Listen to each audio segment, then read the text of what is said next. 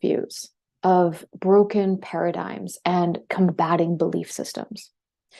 We do not have a uniting religion, a shared mythology, or even a comprehensive vision of what the future should look like. To introduce myself, my name is Becca Tarnas, and I'm an archetypal cosmologist. I study the movements of the planets, looking for correlations between planetary alignments and the archetypal dynamics of human experiences and cultural events from throughout history. This study has revealed the deep archetypal patterning of our cosmos, a patterning that is not directly causal, but seems to be woven into the very fabric of our universe.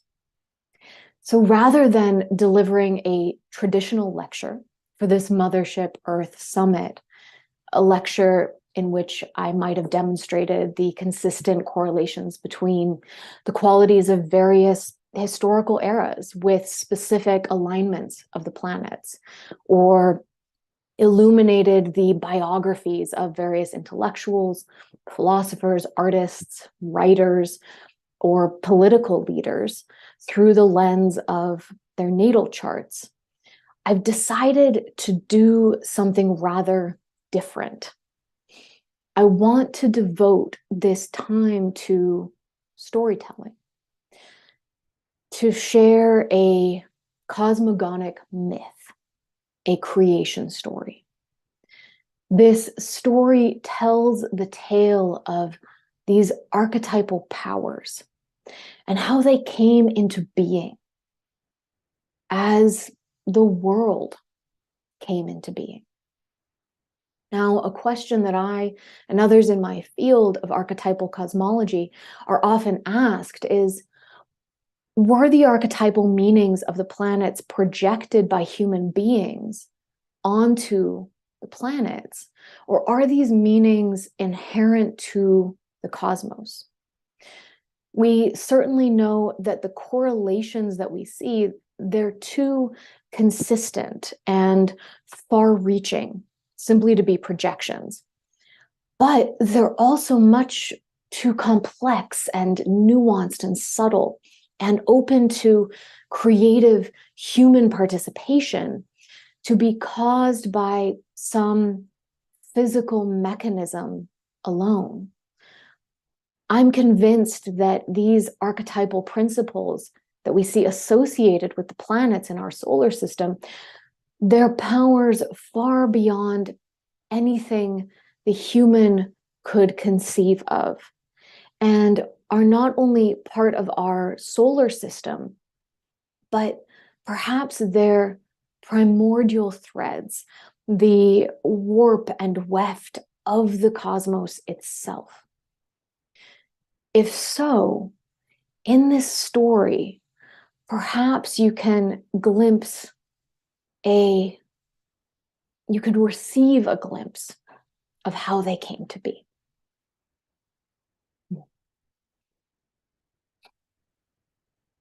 Before the beginning, oneness was everything. Oneness was nothing. Nothing was all, and everything was not. It was as if all was water, and the water was nothing but stillness. There was no movement, no differentiation, nothing but primordial silence, pure potential, imagination without image, a sacred eternity of endless and beginningless non-being. The oneness was, and the oneness was not. If you can imagine the infinite ocean stretched in all directions without ever meeting a horizon, if the waters were neither dark nor light, neither cold nor warm, without ripple or wave, perhaps you could see the unseeable. all realms in potentia, all opposites unified, all forms unformed in a singular unity. But within the infinite ocean grew a desire for what the infinite ocean could not conceive, but a desire for something, for being. And with that desire, a new power was born, a primal principle of the depths, of transformation, of evolution, a spiraling torrent with the power of creation. But creation balanced by its cost, destruction. The silent waters of the infinite ocean began to vibrate. A ripple formed. And with that ripple, what neither was nor was not came into being. The ripple grew into a wave, and the waves began to roll and roil towards the eternal horizon. The waters of the infinite ocean that had been neither cool nor warm began to simmer, to bubble, and to boil.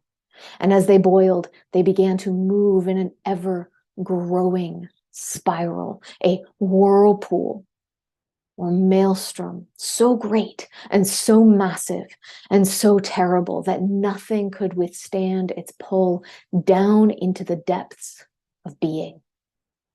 The oneness of the infinite ocean passionately consummated its destruction so that all being might be created. And with that marriage of the transcendent sacred potential with the powers of the roaring depths, oneness became two-ness. And from two, a third was born. A spark of light, unexpected, sudden, awakening, burst forth from the spiraling chasm of the primal waters. The pressure and intensity of the driving force churning the sacred ocean ignited beings of light, awakened celestial flames, diamond fire from the heavens that we now call stars. As the stars awakened, their light bodied forth into the newly created world. Each star ignited tenfold more, and each of those 100-fold, 1,000-fold, until this dazzling, excited, creative pulse combined with the primordial spiraling evolutionary power and threatened to burn up the entirety of what had once been the infinite ocean, transmuting all its as yet unrealized potential into sparks of blazing light that would detonate ever hotter until nothing was left but a magma of destruction. And so a new fourth power was born. The blazing lights of the newborn stars concentrated and were given form. Gravity pulled the stars into themselves, and they became corporeal, embodied, real. Structure ordered the cosmos. Boundaries were set, delineating solid realms.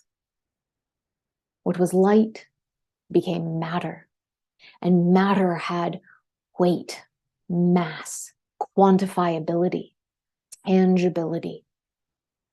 As the new principle crystallized into galactical structures, it also brought forth another dimension of existence: time.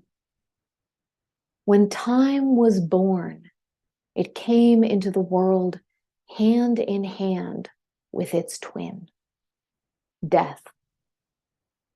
To keep the stars in order, To keep them from bursting infinitely forth into exploding firecrackers of blinding, blazing light, they had to be delimited, given finitude, a lifespan, a beginning and an end.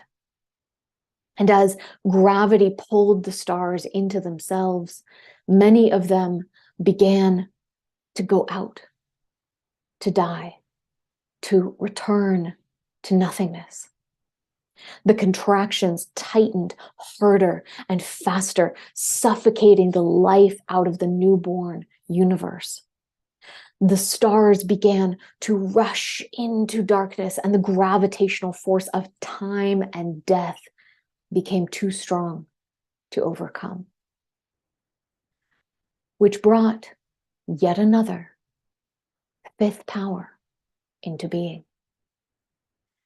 Lest the gravitational force crush existence itself into an abyss of nothingness, this new force opened the space around time and began to push outwards, creating billows of glorious breadth and height and width, where before all had been compact and crowded. And as the universe expanded, broadening its horizons into eternity, the stars began to celebrate, brimming over with joy, delight, and abundance.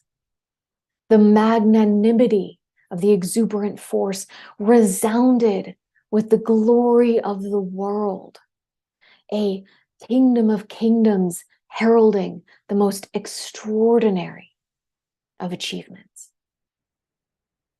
For a time, this infinite space, there was balance held within it. The expansive force grew ever greater, while the gravitational force concentrated ever tighter. And new forms were birthed into light by the consummation of the primordial evolutionary drive with the transcendent unity of the infinite ocean. As the stars came alight in the spiral arms of innumerable galaxies beyond count, the stars called forth their own smaller worlds, each to gather around them. First traveling widely as cosmic dust, then condensing inward into harder and more solid forms of matter, this overabundance of structure began to collide into itself. What once was held in balance now found itself in violent conflict, in competition for space, warring for annihilation or supremacy. And with the countless new collisions, yet another sixth power took form. One driven towards ever more furious and fiery movement, giving motion to matter, racing against the tracks of time with great haste around the stars and gathering speed for the eternal chase. But this force was too hot, too volatile, ripping apart the worlds that had only just been formed, to go colliding into yet others, breaking apart the balance and rending antagonism and division in its drive for competition. To quell the raging warrior, a being of love stepped forth. Let's dance, you and I, came the dulcimer tones of this newest seventh power to the scene. Let's dance and create passion between our forms. And so harmony gently smoothed the paths of the spiraling orbits and artfully carved the planetary bodies into exquisite spheres. And together these two powers, these two lovers, danced around the many stars of the celestial night. Every facet of the diamond sky now glistened with beauty. From the depths of the infinite ocean came a thought. I want to remember. I want to remember how all this came to be. And with that thought, the youngest, eighth power was born. Reflecting back on all that had come before, this thought formed ideas, words, language, story. The universe became an unfolding tale, a mythology writing itself out with every expanding moment of time. For consciousness to remember, the entire cosmos had to be created in order to write it down. As the planets formed their orbital paths around the stars, this same story of creation was repeated 1,000-fold and more to craft each of the solar system worlds. In the story of one planet, in one solar system, we can observe the primordial powers in the repeating creative sequence once more. This planet was close enough to its star to stay warm, but not so close as to be burned up, nor was it too far as to freeze over. On this planet, there was an ocean, a mere drop of the infinite ocean, and yet the infinite ocean all the same was contained in that drop. And this ocean boiled and brewed as it married the magma of the planet's depths until at last continents formed as the molten matter cooled and the oceans were divided into seas. Just as the stars had ignited in the birth of the universe, here now a new form of creativity was awakened. The spark of life, infinitesimally small, yet growing all the greater. But in order to grow and complexify, life had to be willing to die. And so the balance between life and death was realigned. Every organism that competed to survive, that strove to be faster, fitter, to fight with finesse, found itself swept up in a larger dance of harmony, where every death was the promise of new life. And so the world was generated and renewed. And all the time, the story of its unfolding was remembered by the consciousness who had been there from before the beginning, who had come into being to recall its own existence. But two more powers were awaiting to come into being. For although they had been there all along, they had not yet been enacted by the world. For the world longed to feel its experience. And with that longing emerged the ninth power, the principle of emotion, sensation, feeling, care. Not only did organisms compete for survival, they nurtured each other, one generation to the next, with tenderness and gentle compassion, cradling new life into embodiment. And as life differentiated and complexified further, not only was it capable of feeling and awareness, but that feeling turned inward and saw by a new light, the light of self-awareness. And with the emergence of this self-awareness came individuality, autonomy, a sense of one's own destiny and purpose in the world. Only as an individual could the self not only be the world, but be in reciprocal relationship with the world. And so the self looked out onto the cosmos that had been created and knew itself to be one with it, yet also separate. And this was the final 10th power. And so the primordial powers were all formed. And although it seems they bodied forth in sequence, truly they emerged all at once, with one another and always in relationship to each other. They were each given their own domains to govern, not as ruler, but by being its very essence.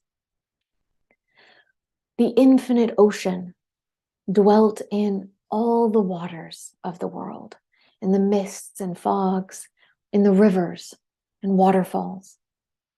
In every shade of blue, the infinite ocean could be found, in all realms of the invisible and the ineffable, the magical and the enchanted, the sacred, the transcendent, numinous and heavenly.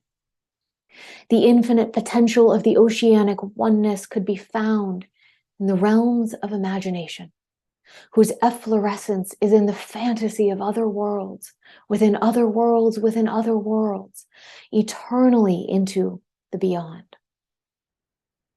The gaping chasm of the primordial depths that had destroyed the stillness of the infinite ocean to drive the evolution of creation could be found in every struggle for survival, in every deep underworld realm, in all moments of primal terror and mass devastation, in every raw sexual encounter, every propulsion through the birth canal, every rotting decomposition and regeneration of life and death.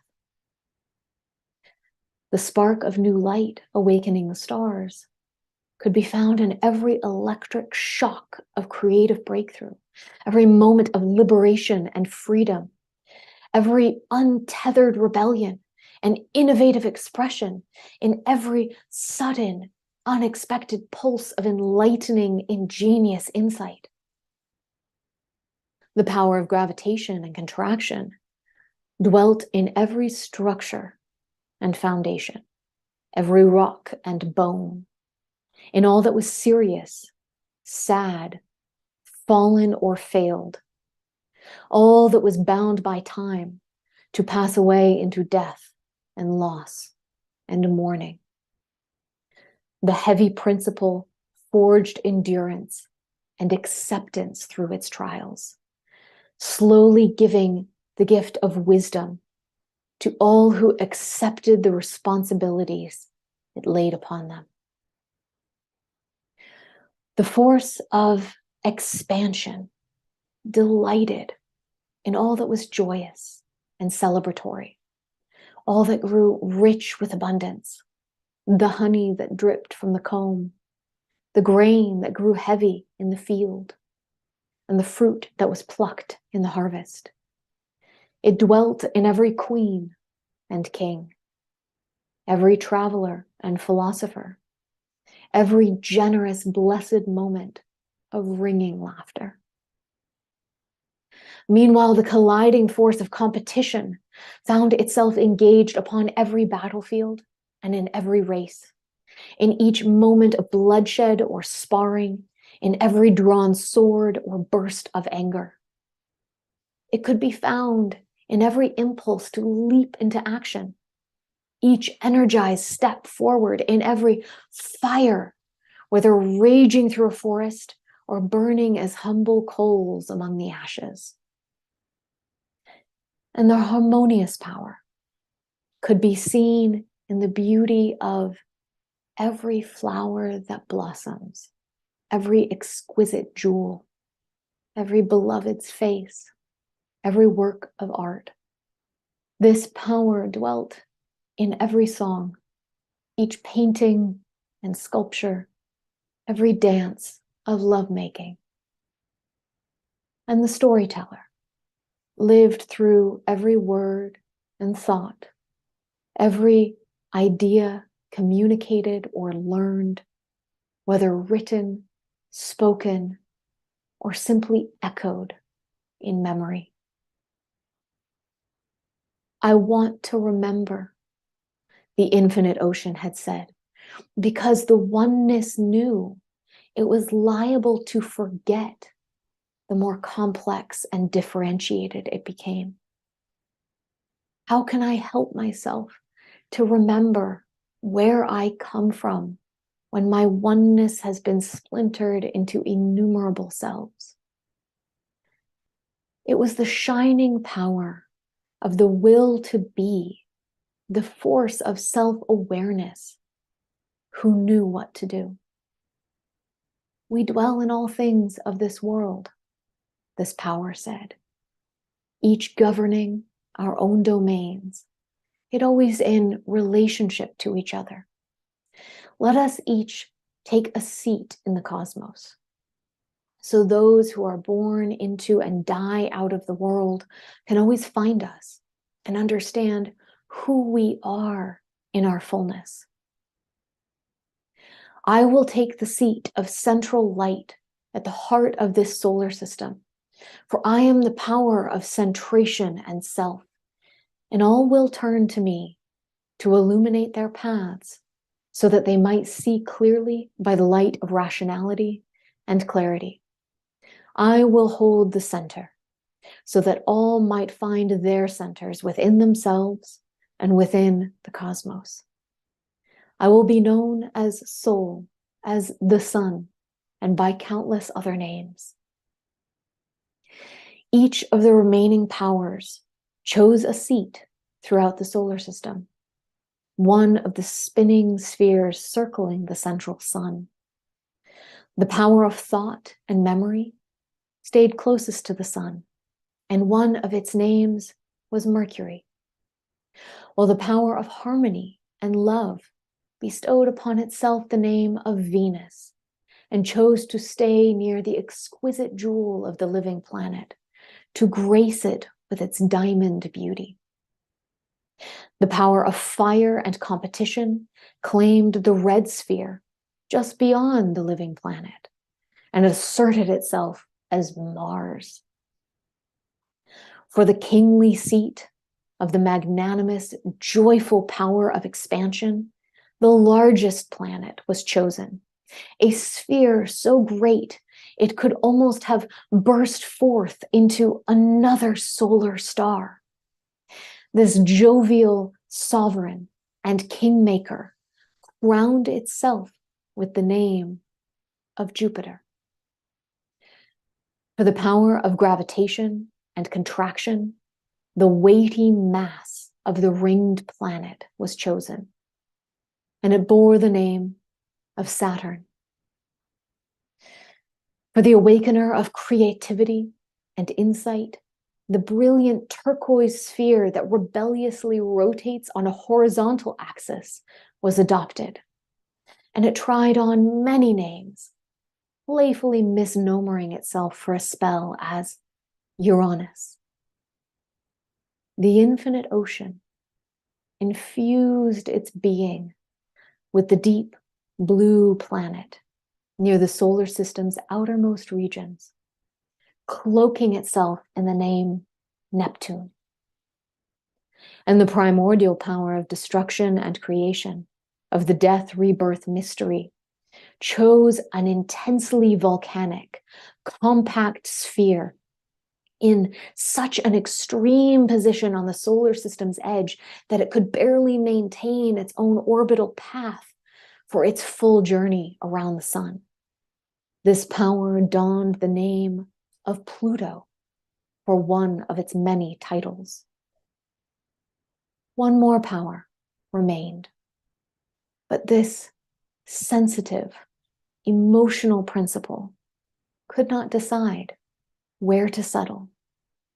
It wanted to stay close to the home of the living planet, but there was only one small sphere nearby in which it could abide, a sphere too small for all that this power was capable of feeling, nurturing, nourishing, and bringing under its care.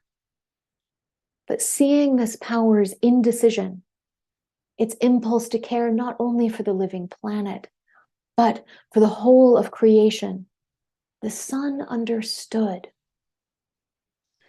Make the moon your home, the sun said, and you will be recognized by all who dwell on the living planet as the mother of all.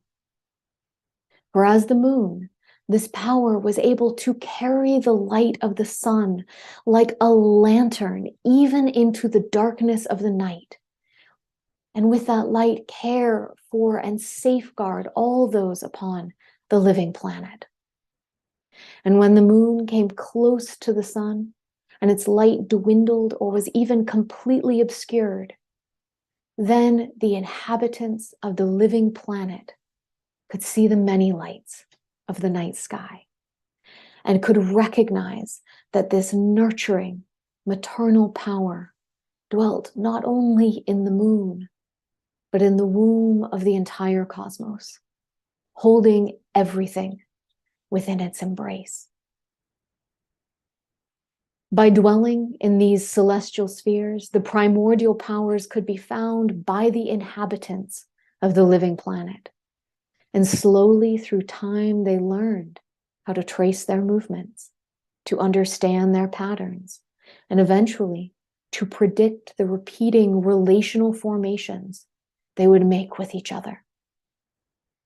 For while the great powers chose these planetary seats as their heavenly abodes, where they fully express themselves, it was in the ever-changing domain of the living planet that they truly came forth, this unique jewel of the cosmos that the powers named Earth. For Earth was where all the powers came to play and work and dance and to create with each other, expressing themselves through every life, through every era, every culture, and every ecosystem. The earth was the moving microcosm to reflect this macrocosm, the jewel that captured the entire process of creation in its crystalline depths.